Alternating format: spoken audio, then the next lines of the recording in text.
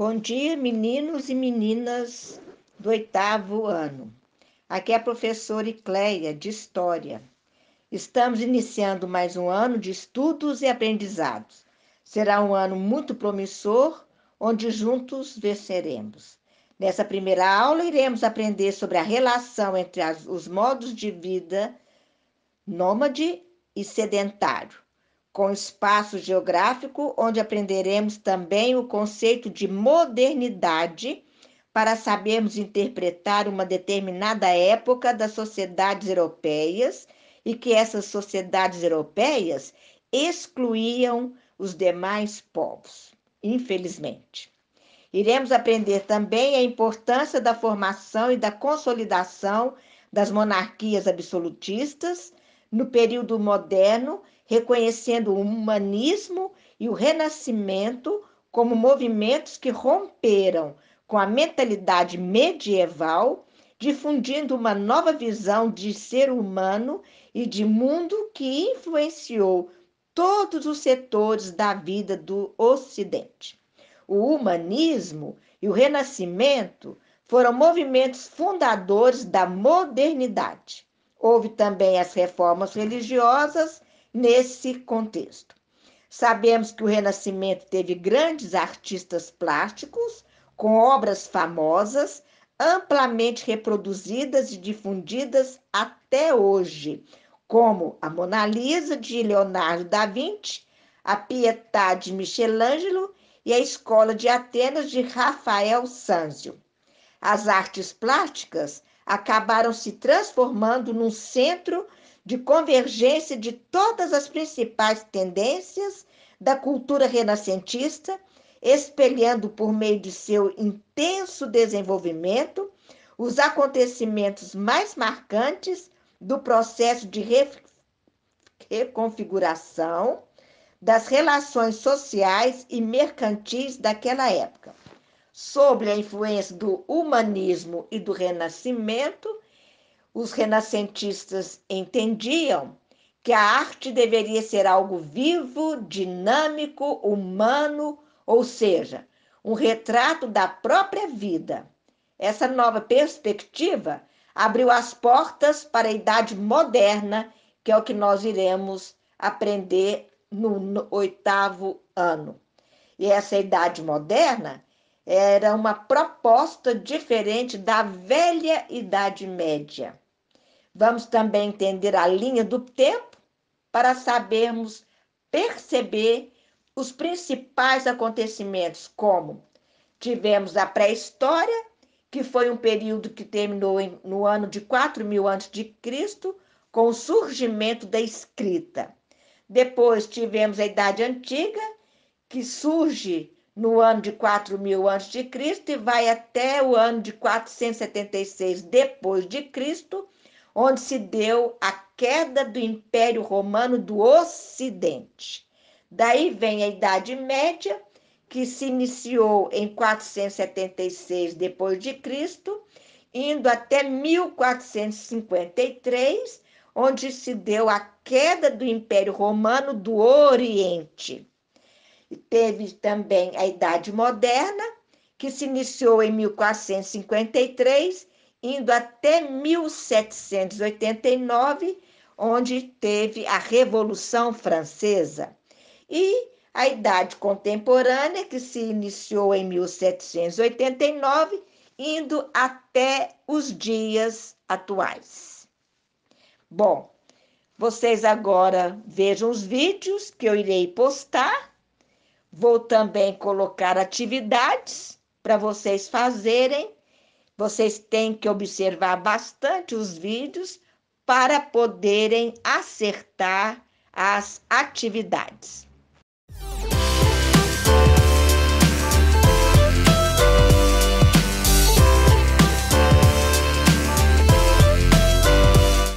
Oi, tudo bem? O tema da aula de hoje, o conceito de modernidade e eurocentrismo. Discussões importantes para a gente falar do fim da Idade Média e do início da modernidade na Europa.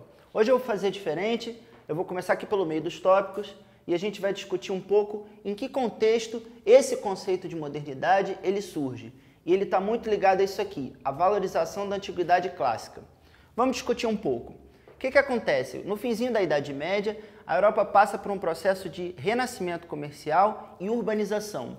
Esse mundo que surge nas cidades é um mundo que tem mais circulação de cultura, mais circulação de pessoas e fortalecimento de um grupo social bastante importante, que você vai ouvir falar muito ainda, que é a burguesia. Burguesia, como os historiadores chamam, essas pessoas que se ocupam do comércio. Esses comerciantes, como eles não tinham naquela época o mesmo prestígio dos senhores de terras, eles procuraram se diferenciar de outras formas. E uma delas foi no investimento em obras de arte. Os burgueses, em geral, habitavam ambientes urbanos que eram muito mais plurais, eram de muito mais diversidade do que lá no feudo, na área rural da Europa. Pois bem, o que acontece? Essa cultura que ela começa a surgir nesse ambiente urbano, ela é o que os historiadores chamam de renascimento cultural. É uma cultura que valoriza bastante os ideais do que havia sido para esses caras, para esses artistas e para essa classe social, uma antiguidade clássica. Vamos entender isso melhor. Eles olhavam para o passado, lá para a Grécia e para Roma, e achavam que lá que estavam os bons referenciais artísticos, a valorização do homem, né? Diferentemente do que acontecia e predominava no mundo que eles viviam até, né? Que era um mundo bastante religioso, uma época que eles mesmos, né? Começaram a chamar de Idade Média, uma idade mediana, mais ou menos. A ideia é bem essa mesmo, que fica no meio entre lá a Antiguidade e essa época que a gente começou a chamar de Renascimento, ou seja, um novo nascimento da civilização europeia. É assim que eles pensavam. Essa valorização, ela levou à ideia de que aquele momento do Renascimento era o mundo moderno, né? Ou seja, aquele momento em que a sociedade ressurgia e era melhor do que um mundo que tinha ficado para trás, que era antigo. Muito bem, essa ideia ela é tão forte que essa ideia de modernidade, ela surge relacionada a um sentimento muito positivo, né?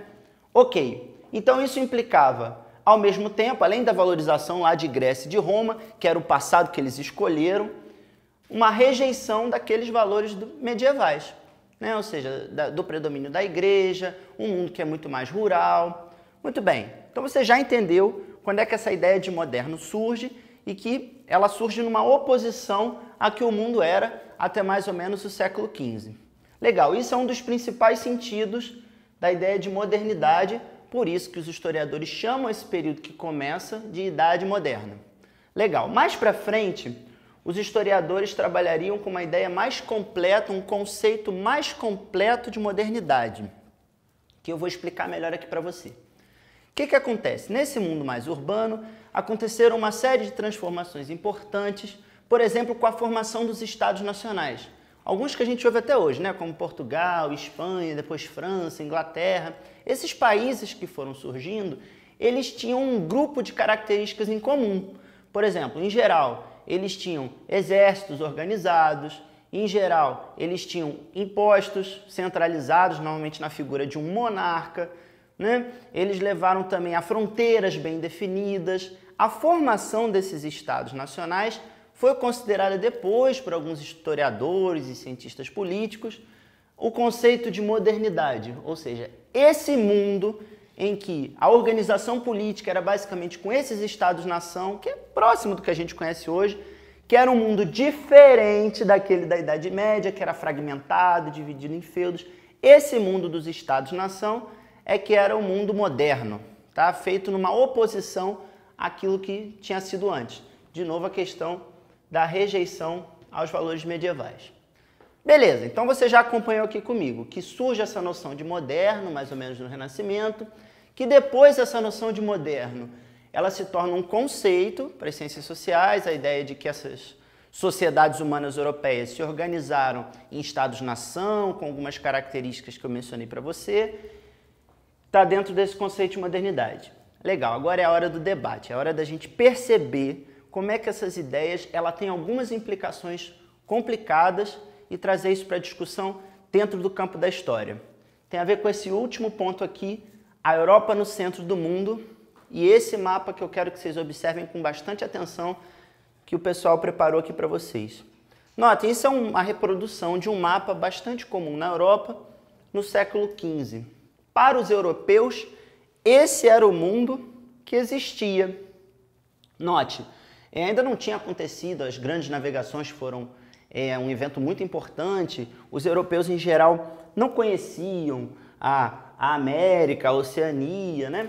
Partes importantes do nosso mundo que para a gente hoje é muito tranquilo, a gente vê até online, de satélite. Pois é, o que isso é importante para a nossa reflexão aqui? Muitas dessas projeções cartográficas, elas empregavam um destaque imenso para a Europa. Você já notou que a projeção cartográfica mais comum, que lá em geografia a gente chama de Mercator, ela sempre representa a Europa no centro do mundo, né? Com a América à esquerda e a Ásia à direita? Pois é, essa imagem, ela não é dessa forma necessariamente. Isso aconteceu porque a Europa, que foi o centro do poder, afirmou essa leitura dessa forma e a gente se acostumou, né? Então a Europa não é em cima ou embaixo ou no meio. Isso aconteceu porque, por razões políticas, de afirmação do continente europeu. Vamos prestar mais atenção nesse mapa aqui, né? Repara como ainda numa projeção em que para a gente tem suas limitações, né? Para a época era bastante avançada, há bastante destaque ao mundo que o europeu conhecia, né? Ou seja, e uma menor importância para as áreas que eram mais remotas. Então a gente viu o mapa, comentou um pouquinho a importância dele, mas tem mais um ponto que eu gostaria de destacar e aprofundar com você.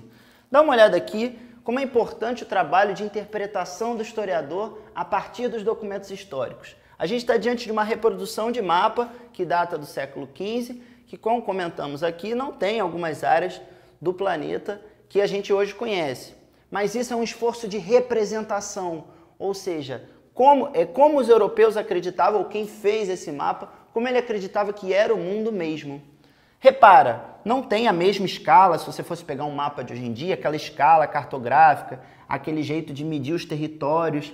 Mas olha que interessante, a Europa aparece, olha o olho do historiador, muito mais próximo do que a gente acredita hoje, e essas áreas que eram muito desconhecidas, muito estranhas, mais extensas, né? Quem sabe até não está aqui representado um projeto de dominação. A ideia de que a Europa tinha que ocupar, a Europa tinha que colonizar essas partes, como acabaria fazendo nos séculos seguintes.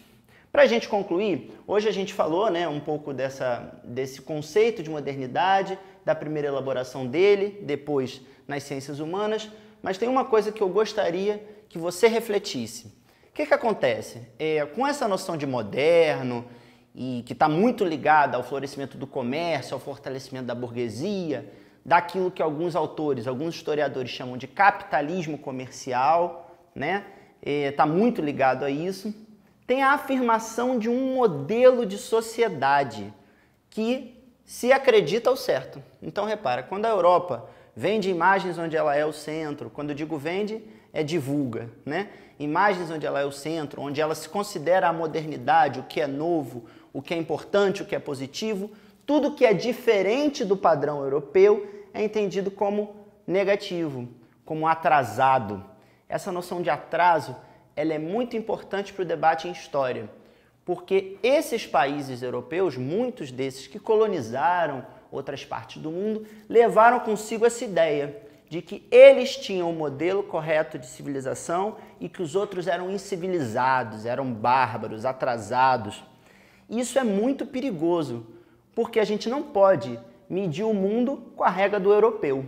Essa é a ideia de eurocentrismo. É quando você pega uma noção que tem a ver com um local geográfico, a Europa, e você diz que aquilo é o certo. Ou seja, como se o modelo de comércio, o modelo de capitalismo fosse o correto e devesse ser aplicado para o mundo inteiro. E não é bem assim que funciona. Isso é uma construção do ponto de vista desses que foram colonizadores. Tá bem? Pensa mais sobre isso e a gente se encontra de uma próxima vez. Um abraço!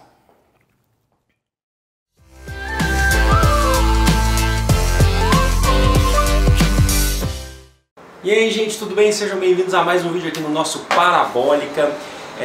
Tem um tempo que eu sumi um pouco aí do Parabólica, mas eu não deixei de acompanhar o crescimento do canal nessas últimas semanas, desde o meu último vídeo, o último vídeo que a gente fez falando aí sobre desconstruindo o machismo.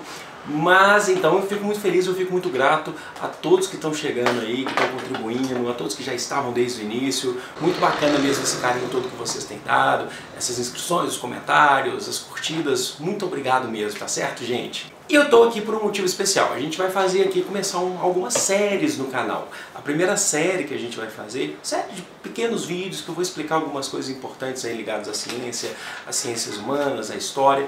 E assim, poucos vídeos, cerca de série de 3, 4 episódios, e a gente vai ter também os vídeos avulsos, né, que são sem série nenhuma, mas que são importantes também, tá bem?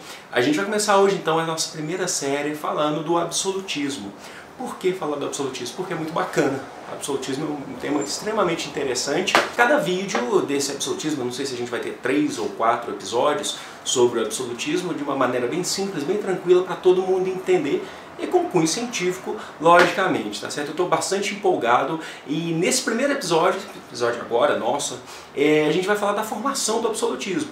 Outros episódios a gente vai falar de cada filósofo que defendia o absolutismo, a gente vai tentar aprofundar um pouco em cada filósofo, mas a gente vai falar um pouco da formação desse absolutismo hoje, porque eu andei pesquisando muito mesmo, assim, nessas últimas semanas aí que eu estive meio offline aqui no YouTube, e o que acontece? Eu percebi que a gente tem uma deficiência um pouco, assim, uma deficiência para entender essa formação do absolutismo dos Estados Nacionais. Então vou tentar passar de uma maneira que todos entendam, que a gente consiga contemplar a todos mesmo, tá certo? A gente vai falar hoje da formação dos Estados Nacionais, que deu origem à formação desse modelo de monarquia chamado monarquia absolutista, tá certo? Então a gente começa sem querer ficar também mexendo muito ali nas pedras ali, a gente fala do final da Idade Média, do período conhecido aí como Baixa Idade Média, que vai lá do século XI ao século XV, que tudo começou ali, basicamente ali com as cruzadas, né, quando a Igreja Católica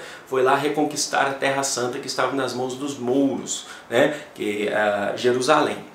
E a Igreja Católica, todo mundo sabe, se vocês quiserem também eu posso até fazer um vídeo especificamente sobre a Idade Média, ela tinha um monopólio da educação da Idade Média, ideológico, grande parte da população da Idade Média seguia a Igreja Católica. E o que aconteceu? Ela deu um tiro no próprio pé ao ir reconquistar Jerusalém, porque ela precisava de contingente para ir batalhar, para fazer a reconquista de Jerusalém, combater uma outra religião monoteísta. E muitas pessoas que foram para lá, por exemplo, os senhores, né, os nobres iam para aumentar suas terras, a igreja ia para reconquistar Jerusalém, um sentido mais religioso, e muitos trabalhadores mesmo, né, camponeses, iam também, eram recrutados às vezes para ir para Jerusalém em busca da salvação, né? Só que o que acontece? Qual que é o ponto importante? Muitas pessoas, quando iam para as cruzadas e voltavam, porque eram guerras violentas, então assim, muita gente morria ali mesmo, voltavam, elas acabavam conhecendo um mundo novo, além da Europa. Então assim, já voltava-se com uma mentalidade muito mais abrangente, uma mentalidade muito mais aberta. É claro, a maioria não deixava de seguir a Igreja Católica, mas começava a questionar alguns valores da Igreja Católica. Então é um ponto importante. E com essa volta, as pessoas começaram a meio que sair daquele modelo de feudalismo, né, de ser fiel ao senhor, ter que trabalhar para ele, e começaram a viver em cidades. Essas cidades, as primeiras cidades medievais, a gente vai chamar de burgos, né, que eram cidades muradas, principalmente por causa da proteção, porque essas cidades elas não contavam com um exército profissional para proteger. E dentro dessas cidades rolava um pensamento muito mais abrangente, a tecnologia começava a se desenvolver melhor, né? Começou a surgir o comércio, começou a surgir a moeda, na verdade ressurgir, porque todas essas coisas já existiram em algum momento. Por isso que a gente fala que é o renascimento comercial, o renascimento urbano, o renascimento científico. As pessoas começaram a ter uma mentalidade um pouco maior. Basicamente, dentro de um reino, então a gente vai ter um feudo, onde você tem um domínio, sempre teve um grande domínio dos senhores feudais, e a gente começa a ter agora os burgos batendo de frente com esses feudos. Então nós temos basicamente aí surgindo o capitalismo dentro da Idade Média, né, nesse final da Idade Média, o capitalismo dentro dos burgos, ali dentro da Idade Média, ali competindo com os feudos, aquele modelo dos camponeses que tinham que trabalhar, né, em troca da proteção, que é uma economia mais voltada para o feudo mesmo, sem um comércio abrangente, então eles começam a competir.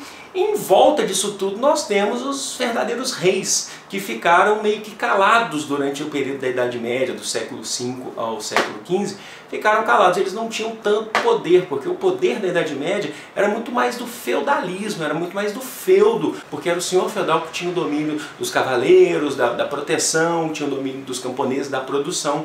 E esse rei, ele começou a mostrar as caras no final da Idade Média. A igreja já está caindo, já a concepção do clero já está caindo, o burgo está crescendo, e esse rei falou, peraí, o que está acontecendo aqui nesse meu reino? Eu tive meio inativo durante um período, agora eu estou vendo essa burguesia crescendo e o feudo está perdendo força. O que a gente pode fazer? Aí que entra a formação do Estado Nacional. A formação do Estado Nacional surge a partir da ideia desse rei, que durante a Idade Média ele não tinha todo esse poder, ele começa a fazer alguns acordos com a burguesia. No seguinte sentido, a gente transforma esse meu reino, o feudo está acabando, a gente transforma esse meu reino aqui em um Estado Nacional. Você, burguesia, vai fazer o investimento econômico inicial desse Estado Nacional, já que é você que está realizando essas trocas, né, essas transações comerciais, e eu vou governar, eu vou impor, eu vou colocar uma lei para esse Estado Nacional. Aí eu vou contribuir com a burguesia em que sentido? Eu vou definir qual vai ser a unidade monetária, a questão dos tributos, a questão do limite territorial, pesos, medidas, tudo isso que vai favorecer a burguesia ter uma unidade nesse sentido para poder começar a lucrar também, ter uma organização econômica e comercial. Então, basicamente, a formação do Estado Nacional do século XI ao século XV ali, ele surge com esse acordo entre o rei e a burguesia. E o feudo, ele cai. O feudo, a história é transição, a gente tem que entender isso. Período da história, você tem que entender sempre a história como transformação, ela está em constante mudança. E aí está aí uma mudança do século XI ao século XV, a gente tem os primeiros estados nacionais surgindo. Primeiro a gente tem Portugal, também tem processo de guerra, né? A gente tem, através da Revolução de Aves, né? Dom João de Aves, rei do Reino de Portugal, ele vai fazer lá uma guerra contra o Reino de Castela, o Reino de Castela, que é um dos reinos que vai compor a Espanha também, e após essa guerra, eles decidem lá, essa união com a burguesia, formar o Reino de Portugal. Aí a gente tem a Espanha, a gente tem a França e a Inglaterra formando seu Estado Nacional após uma guerra entre França e Inglaterra, que é a famosa Guerra dos 100 Anos. A França sai vitoriosa e após essa guerra ela se fortalece e forma o seu Estado Nacional.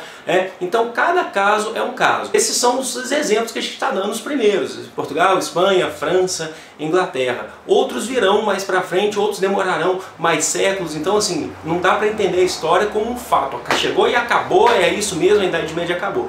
Cada caso é um caso, mas os primeiros começam a surgir dali. Aí a pergunta que não quer calar, que a gente já começa a deixar aqui o assunto para os próximos vídeos.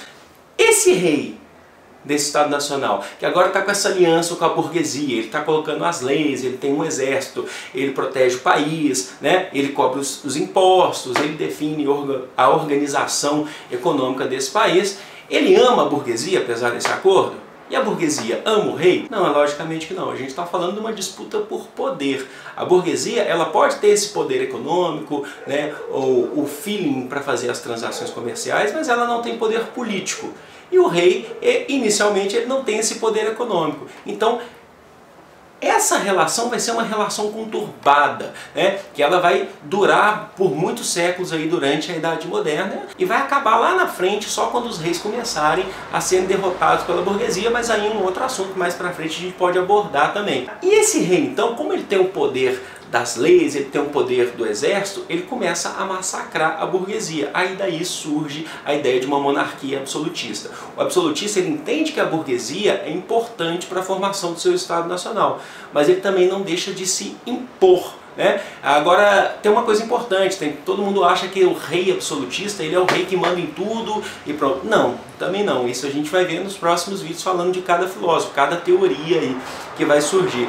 esse rei, né, na verdade existem vários tipos de reis absolutistas. Tem reis que têm uma série de limites também que são colocados. É claro que eles geralmente estão acima da lei, por isso que são chamados de absolutistas, têm um poder basicamente absoluto, mas eles também tinham várias restrições e a gente vai ver isso aí nos próximos vídeos. Alguns outros modelos, o rei de fato ele consegue mandar muito mais do que se pensa, né? Mas isso aí são assuntos para outros vídeos, tá certo? Pessoal, foi um grande prazer estar aqui com vocês. Se você gostou, curte, compartilha, se inscreve no canal. Se ainda não é inscrito, não deixe de me seguir nas redes sociais, no Facebook, acompanhar meu trabalho de fotografia lá no Instagram.